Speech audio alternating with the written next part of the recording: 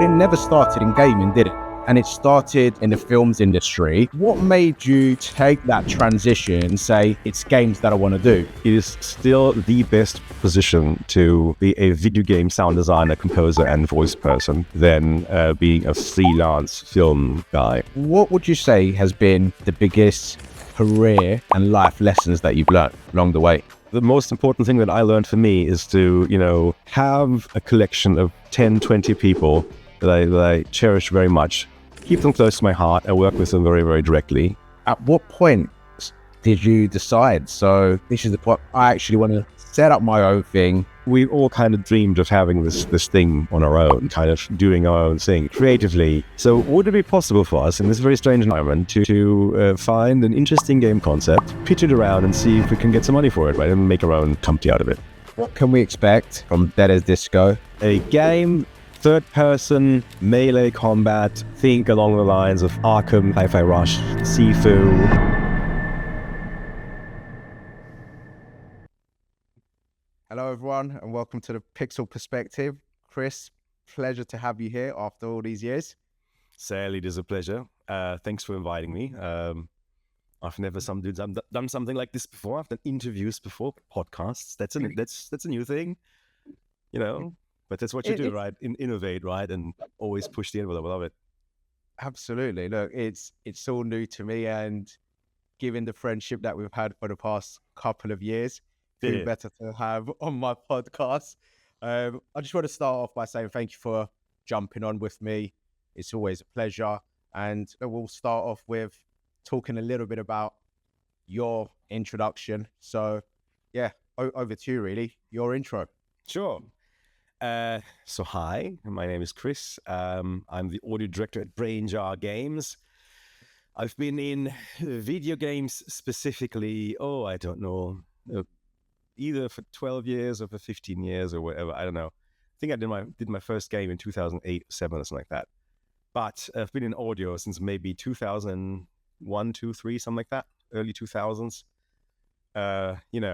Done anything between AAA video games as the sweater, kind of explains a bit. Indie stuff, music production. I work with the German Film Museum on silent film reinterpretation with audio, produced bands, worked on pop music, was part of the reality TV movement back in Germany back in the mid-2000s. So it was it's been a bit of a wild ride, I'll say. It's been a roller coaster of a career. Yes, but it's brought you to this day, and it's good to hear where you started from. Before we go into talking about that transition, I'd love to tell everyone a little bit about yours and my story, how the friendship and Go ahead, of course. So over to you. How did we get to this stage, really? Oh my goodness, it's been about 2 years now at this point, I think, right?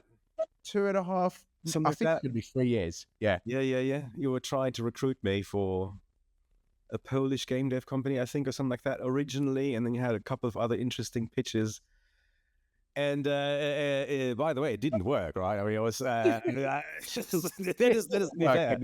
But I think one of my major life lessons that's kind of really important to my heart in general is that when I meet a person and I vibe with them for like an hour and they are morally in the right spot, they are a genuine good person, they have the heart in the right space, they are really interested in making life better for everyone, not just themselves.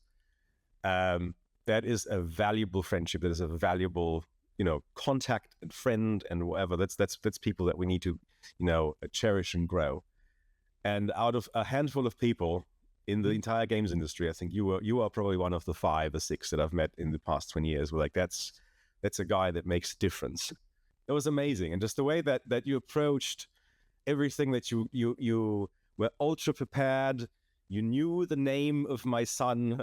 You knew what we talked about last time. Of course, you had notes. And of course, I know all these things, right? I do the same thing. But it was all in the mind. Just the preparation and the energy that you invested in somebody whom you didn't even place, and you still kept in touch, and we vibed on the same level. It was amazing. And that's why I cherish you very much as a friend in this business, in this industry. No, I'm absolutely honored. I remember those first conversations, and what sticks to my mind is how you were transitioning from a different speech to another, the Queen's English to Canadian to American, every single Yeah, time. yeah, yeah. It constantly threw me off, and we had some good conversations and some good times, and it's a friendship and a partnership that I've cherished for several years, which brings us to this day, really. Yeah, Now, going back to what you were saying, you've had an incredible career. It's been 13, 15 years in gaming, but it never started in gaming, did it? And it yeah. started in the films industry.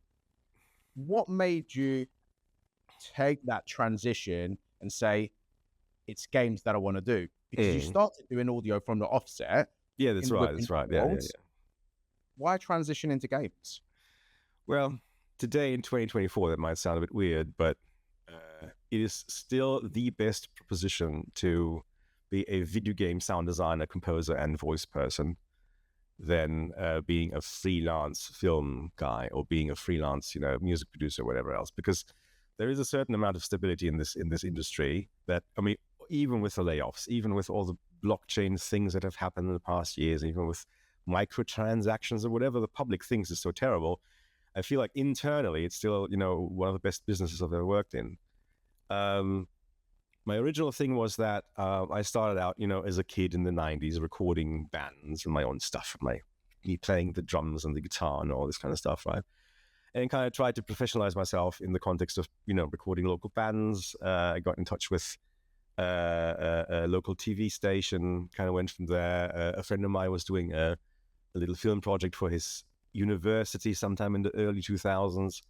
And I kind of jumped on that a little bit as the sound guy, right? I wrote some music for it. It was really, really interesting. And that was brilliant, but it always came with a consequence of, a very large workload and a very, very small position of safety. And the more of course I grew up with video games and, Final Fantasy VII for life, right? That's how it goes, right? But just as a business proposal, I think, as a career proposal, I loved the freelance world because I was able to do voice direction, voice recordings, facial capturings. I was able to do sound design, record stuff somewhere on some set somewhere, clean it up later, go to large outdoor ambiences, record them and all this kind of stuff, write music of all the genres, and that's all great. But in games, you can do all of those things, right? You can do all of those things, and you can also draw a stable, quote unquote, but a stable salary that you can live off of, right? As a freelance person, that's impossible, right? It's the tides are way too unstable. And the further my career progressed, with having a wife, a family, 2 children, all this kind of stuff, stability started to become a really important factor for us. And so eventually, after also having been a freelance guy in the video game space for a while, we then decided to move to Texas, where I got my actual first normal standard in-house position about, I think, 8 years ago or something like that, right? And that was just a much better proposal, right? And I feel like my prior career as a sound recordist and composer and all this kind of stuff, and also, indie and localization guy back in Germany really prepared me in that sense that I think I brought a lot of things to the table that the video game companies were like, oh, actually, you can also write music, so I should write 50 songs for us and this kind of stuff in this year. So, I mean, I'm not saying that the initial touch points were perfect, but it was a wonderful place to be with other creative people, to push the envelope on a lot of things, right? And yeah, it's just a lovely place to be, I think. Of course, yeah. It must have been a pretty easy transition, given the experience you had in terms of what sort of instruments you were able to play. You were able to bring to the games industry so much, so it must have been a no-brainer. Yeah. It was pretty cool. I mean, I do have to say that coming from the recording studio world and the going out on film productions or TV show, reality TV productions especially, right? Everything is very spontaneous and you have to make everything work, and quality is maybe not so important as just the fact that your gear doesn't work, doesn't break, right? In that sense, I think the video game industry, with a lot of preparation, a lot of technical limitations, all this kind of stuff, was a bit of a like, oh wait, we can't do everything at max power all the time, and we can also not just do the bare minimum. We kind of have to feel around where the compromise for those areas lie. And I'm not gonna lie, I think until today, I still very much enjoy the fact that even in my current company, I have a programmer and I have a technical sound designer who help me with me still kind of being the rocker and the voice guy and the talent side, more or less, right? Of course, I can do Unreal. Of course, I can do a Unity. Of course, I've published many games and all this kind of stuff, no doubt. But my heart is still in the performance angle, right? So I still love the fact that I have March, and I was like, hey, dude, like, why don't you implement all this stuff for me? Because I can, but you do it much better, and he loves doing it as well. So I was like, I think it's a win-win for both of us, right? Yeah. You know what you're good at, what you enjoy the most, and you play to your strengths. Yeah. It's essentially that, right? Yeah.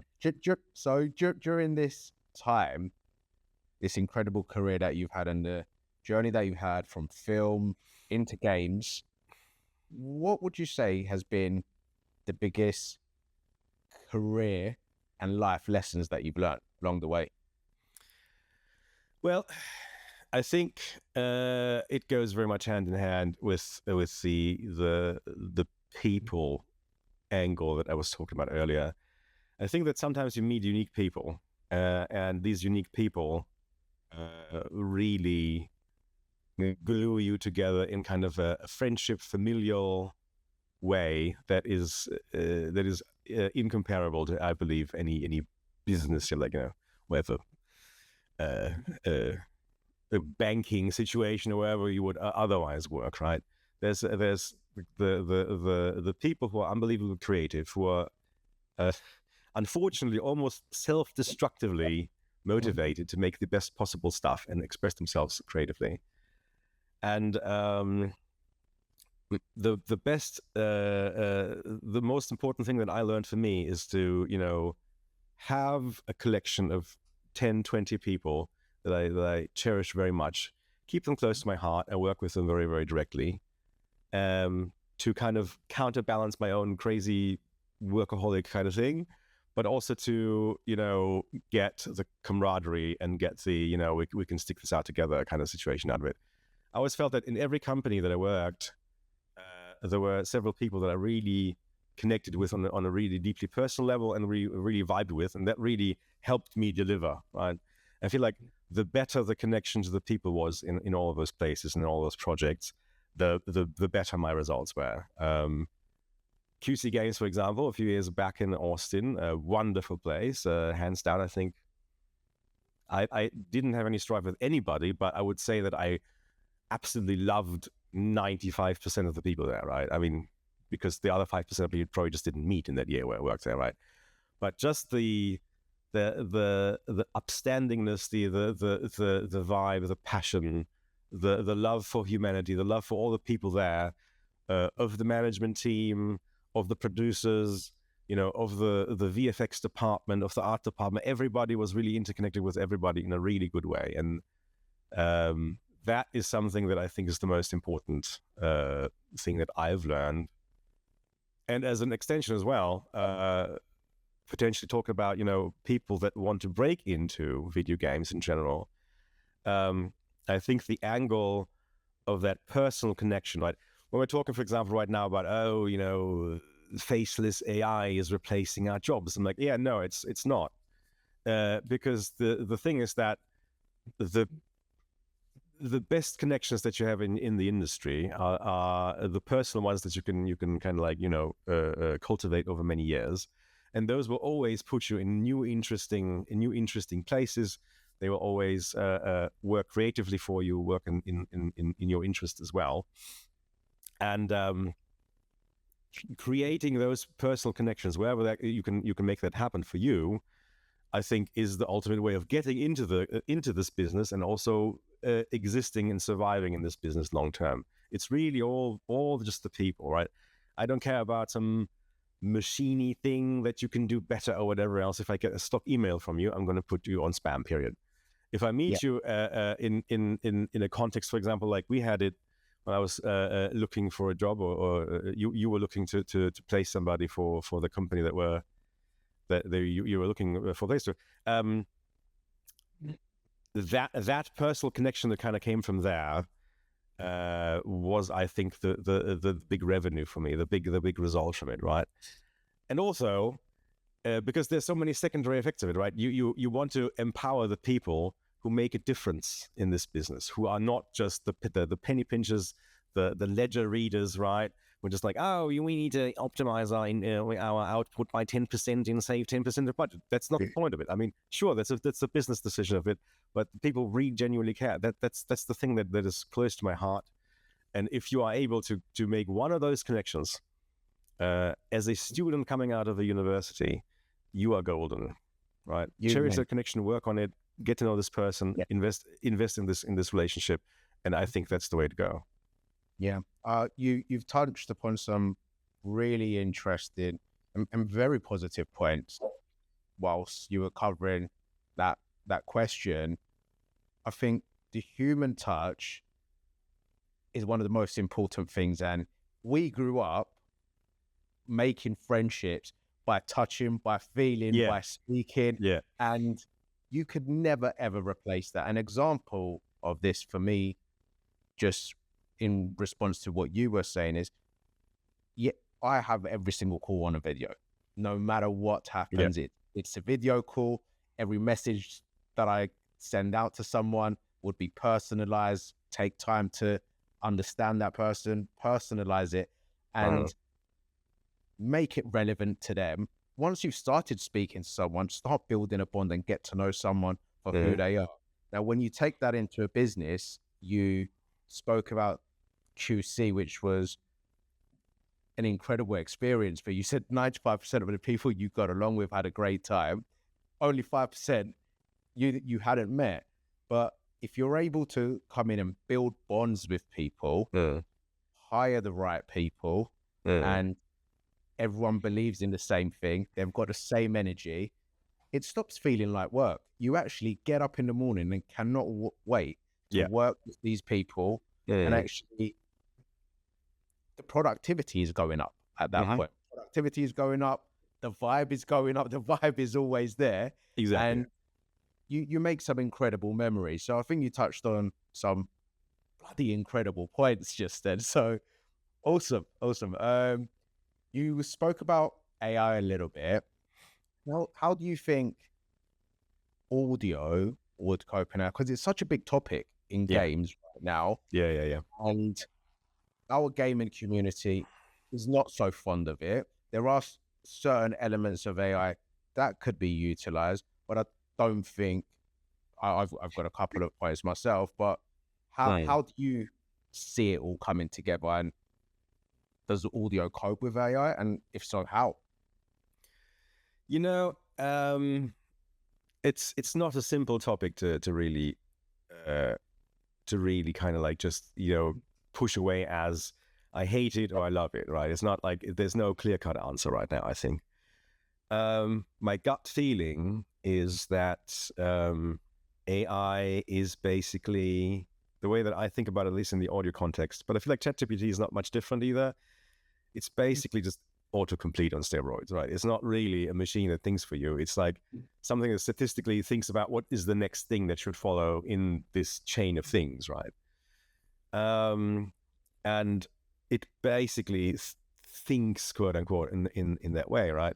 Feeling a little bit taken a bit of a tour back to the early 1990s, right? In audio, MIDI started to become a thing, and techno became a thing, right? A mainstream thing, right? Because some companies like Roland, for example, started to make a lot of synthesizers that would function in a way where you could program them through your little Atari ST. And all of a sudden, everybody was crying foul. Oh my God, orchestras will lose all of their jobs, and drummers will be out of work, and drum machines will take away all of the soul of our music. And well, maybe, But I don't think that really happened. I think it's quite the opposite. It gave more access to more people to make more music. And I know that generally there's also a little bit of a question mark, because that also means that there's so much more noise, right? It's so much harder to actually find qualified people because everybody and their uncle makes music nowadays. So it's like maybe that's also a legitimate interjection here. But in general, I feel like autotune, I feel like digital,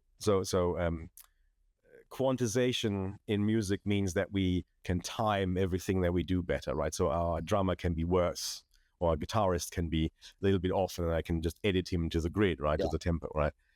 And that does take a little bit of that spark out of music, but on the other hand, also gives that particular person the ability to express themselves artistically. And then the YouTube angle, for example, and a lot of these modern platforms with TikTok nowadays as well, made it possible for you to learn the guitar, do something really cool with it, find your own platform, find your own community, and do your own thing. So it's a super self-made thing. And right now I feel like music in the context of Udio and Suno and all these bits and pieces, right? That's just the next step. It's going to be anybody who's sitting at home can basically prompt something and make a cool little song out of it. I don't know that there's going to be a lot of there's going to be so much noise. I don't think it's going to be like a rock star kind of career that you'll be able to make on that necessarily. Maybe some unique individuals might be because of interesting personas or interesting ways that they use it. But at the end of the day, I feel like it's the same thing as MIDI and autotune and all of these things. It's just another evolution in the process of democratization of music making. On the voice angle, I think that the voice changes are very, very cool. I've tried out several of them. Just like with a lot of the other things, they're just not quite there yet. It's not possible for you to just record your voice and then put it in there and the performance is 100% spot on. But it's 95% there, right? It's very, very close. Here, from a simply an ethical perspective, I'm very happy to experiment with this kind of stuff. I might use it as a special effect, like they did GLaDOS in Portal, right, where they started to have very heavy autotune thing. So if a character, for example, is an AI character, I don't mind using an AI voice for it. Yeah. But at the end of the day, I would also use it maybe for temporary work and so forth. I'm very happy with that. But at the end of the day, the performance is still yours, right? As long as the input is not that of a professional actor who can actually, feel sadness or be very angry or do all these things, right? All these little details. Your AI thing is not going to be able to do that for you, right? It's just not. You will not be able to prompt anything in an autocomplete way that will suddenly result in the great performance. And I feel the same way about music. I feel the same way about sound effects, but specifically about voices. That's just how it is. We will always need fantastic, talented people at the end of the day for final product. You just can't replace talent, can you? Yeah. You cannot replace raw talent.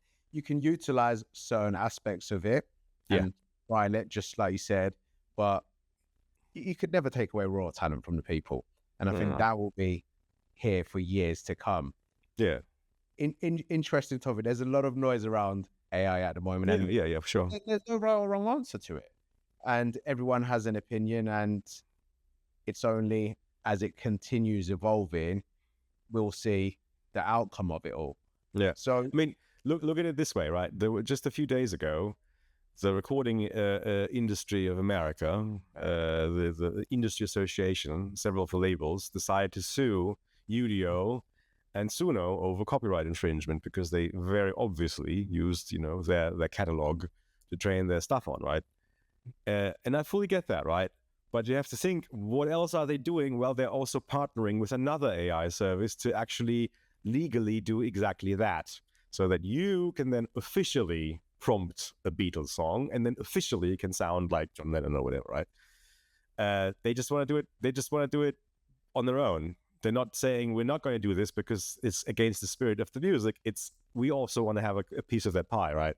Yeah. But at the end of the day, it's a question of just a good royalty setup, if your voice or your music is in the back catalog of all of this, you should get paid for it 100%, right? But as a technology, I don't think it's going to go away from it, right? It's just going to grow more, right? Again, to young people, because I had this conversation a few times lately with students. If you're an art student, or if you're if you want to become a composer or whatever creative job, and your job is kind of threatened by AI, you will always be the art director over whatever this thing does, right? Whatever Mid-Journey or whatever all these little visual tools are, I don't know them very well. But whatever they do, you are going to be the one who's making the decision. You're going to make a composite of a lot of things. You're going to be able to ideate based on something, and then you can basically draw based on the sources that you're looking at, right? So you can draw inspiration from the ideation that you get from it. You will not print the Mid-Journey thing into your game. We will not do that. I don't think that's on the horizon right now at all. I don't think we will print anything from Suno or Udio straight into any game either. That's not going to happen. The quality is not good enough. The structures are not interesting enough. It's, maybe eventually it's going to get really brilliant, but I can't see that happening, right?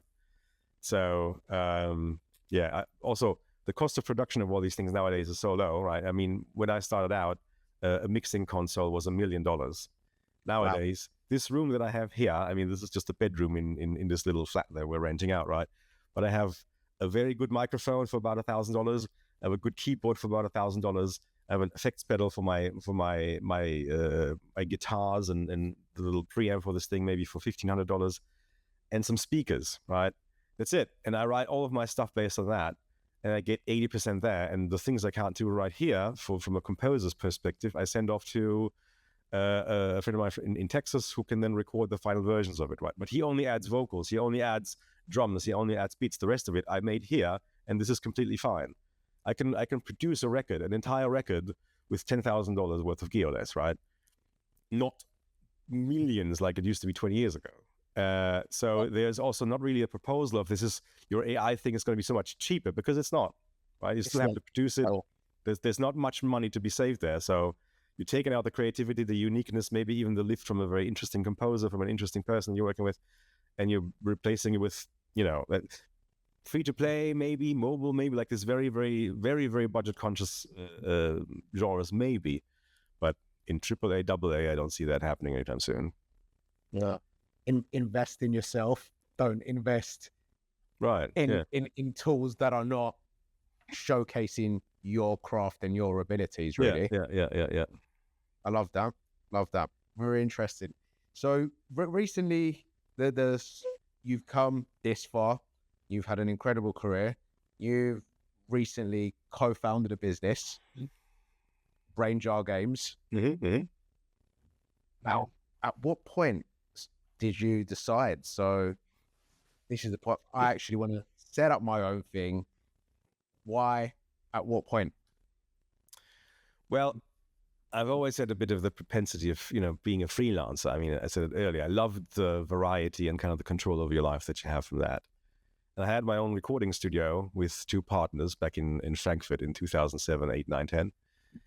It was a brilliant experience, right? It was just so small that it was not very stable, right? So I didn't appreciate that angle. But generally, the having control over it creatively, being able to do, what you feel is right, that's an unbelievably powerful thing.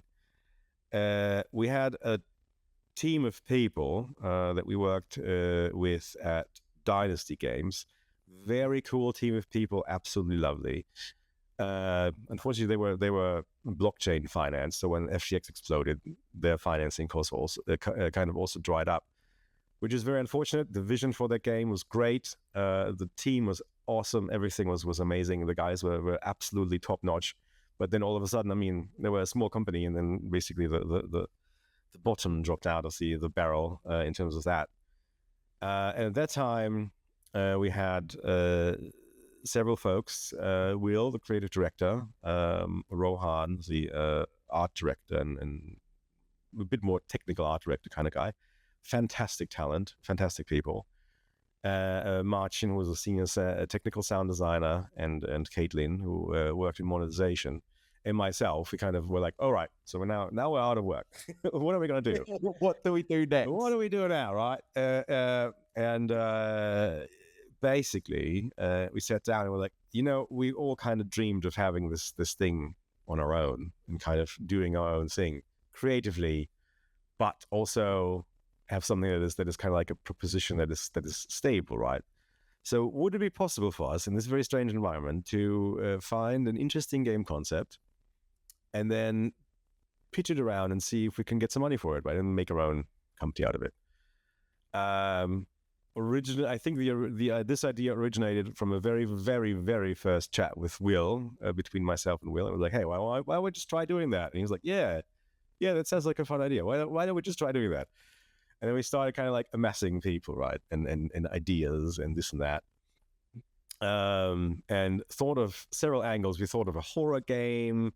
We thought of like a tactical RPG and this and that, like all kinds of weird little things, until eventually we settled on, well, we actually last year in March, we sent Will to the Game Dev conference in California.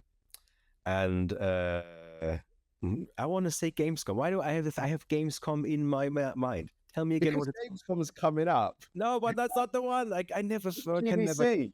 Yeah, GDC, of course. Of course, it's GDC. Leave it in though. This is a brain fart that is natural. That's just how it goes, Mike. This is I love it. Yeah. So GDC, of course. So we sent Will, of course, to GDC. And was this before the idea actually? So the idea was there. You've come up with the concept. We had actually at the time we had 8 ideas, right? And okay. Like, I think let's grab 3 out of those 8 ideas, or maybe 4. Make a couple of presentations for it, and just see which one kind of vibes the best. And Will really had a really good gut feeling that was going to be Deadest Disco, which is this third-person kind of music-y, kind of revenant story. It was kind of going to be very music heavy, have lots of genres, feature a lot of pop music in it, and be an interesting Batman, Sifu-esque kind of third-person fighting game, right? And because, frankly, we had 5 people in this original team. 2 of them were sound. I think that was a proposition where he was like, yeah, I have this team of people, and these are the games we want to make. And Deadest Disco was the one that most people were like, oh, that's interesting. That's very different. Like everybody else does ARPGs, or they do whatever they do, right? But first-person shooters, of course. But this third-person fighting thing with a rhythmical element, that sounds very, very cool. And so eventually, we started getting good vibes on it. We put together a few friends of the family, so to speak, and we had very, very early, Unreal Asset Store level demos and ideations of this is a song, this is how this could sync to this kind of combat, blah blah blah blah. And we came up with a very small little prototype. At the same time, Will was reaching out to his own network. I know that Rohan was also reaching out to his network, me as well. And we found a few people that, recommended us in different directions and brought us to our current investment partners. We pitched the idea. And there you go, right? That was more or less the entire story of it. And then at this point, in the summer of last year, I'd say we had quite a good feeling, but of course, we had to all pick up different jobs. We had to go to things that supported our own careers and our own families. Right, we had to eat something.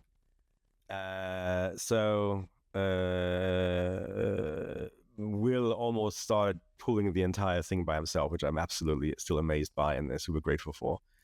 And then he basically did a lot of the final conversations, or the final negotiations. And then I think maybe in the end of Q3, beginning of Q4 of last year, we had some good conversations with some of these partners, and here we are. Not even a year later. Yeah, what a story. So there was multiple ideas, 3 were pitched. Deadest Disco was the one. We will have the feeling. And then it was at the back end of last year where it all come to life. And the studio launched in February, if I'm correct? The studio, officially, I guess, the incorporation was beginning of this year. Yeah. I started in February. I think Will started a little earlier, and then other people started later. It was all kind of stretched out because of, procedures and all that kind of stuff. Yeah, and right now I think we have, I want to say 15, 16 people, full remote on the whole world.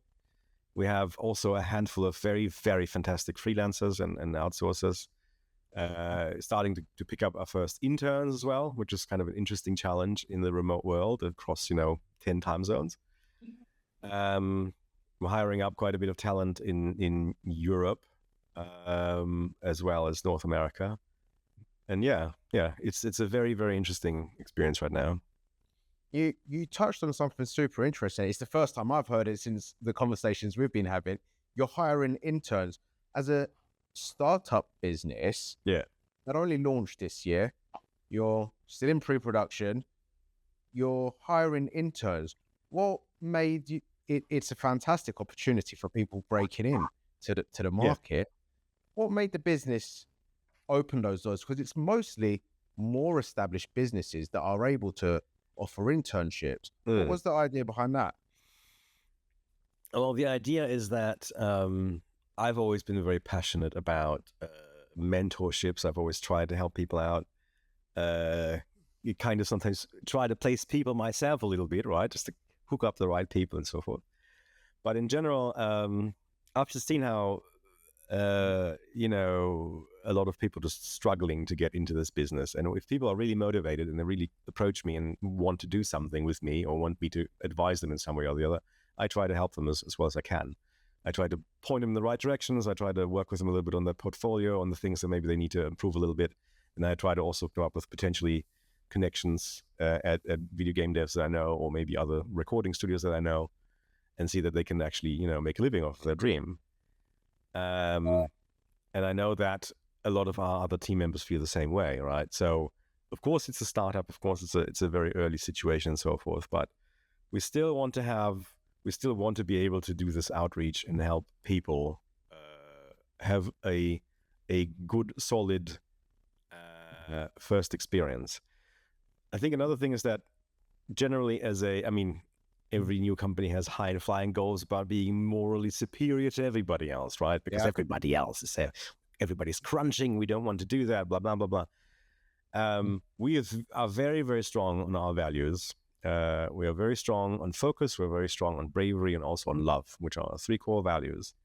And the love part for us is to, share our knowledge, bring people in, make people a part of our family, make people work with us, be passionate about what they want to do, and help them as much as we can in their careers, right? And I think that's basically a perfect spot for an intern.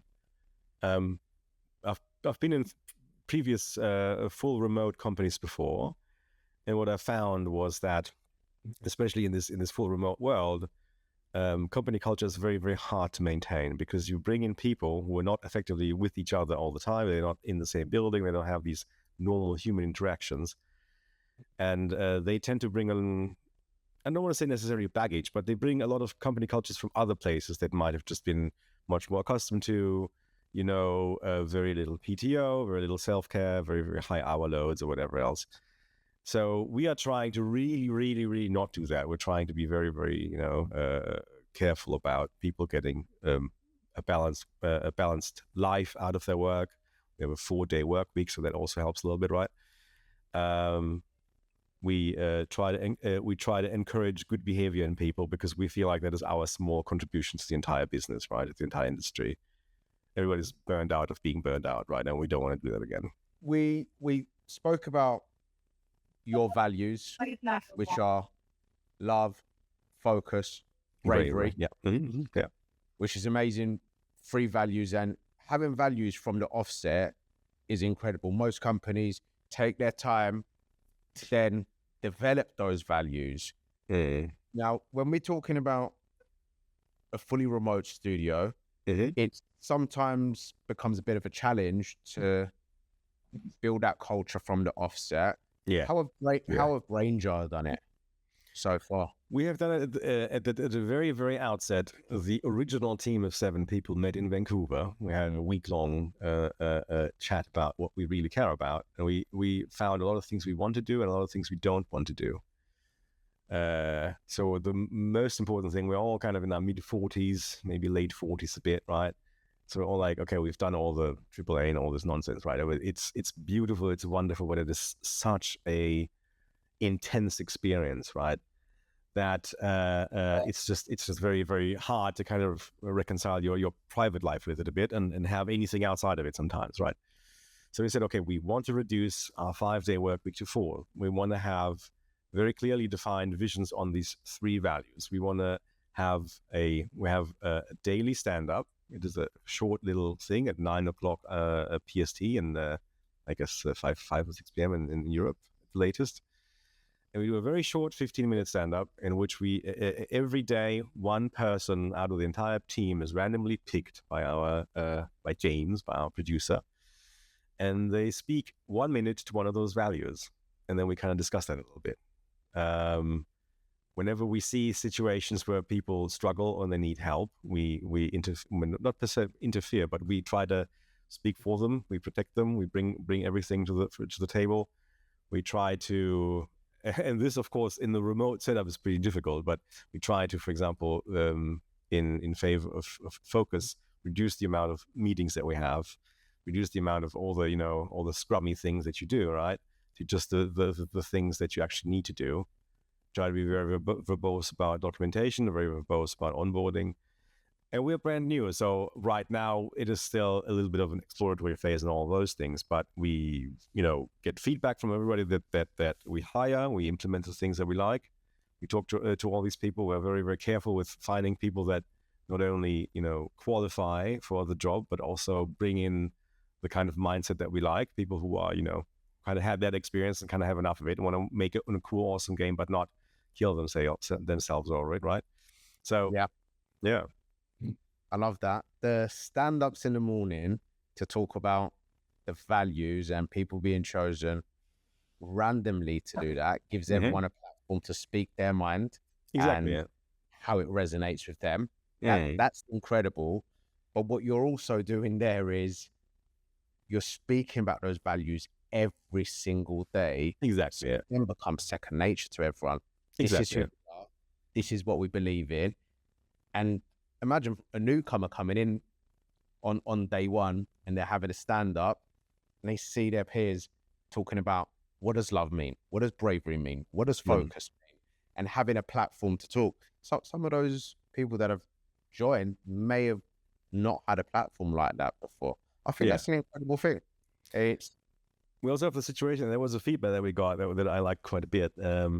But basically, several of the people that we hired said that it was very refreshing for them that the first 3 conversations they had were with the creative director, the art director, and the audit director. Because in their previous gigs, they never talked to these kind of people. And like, what? It's very, very strange.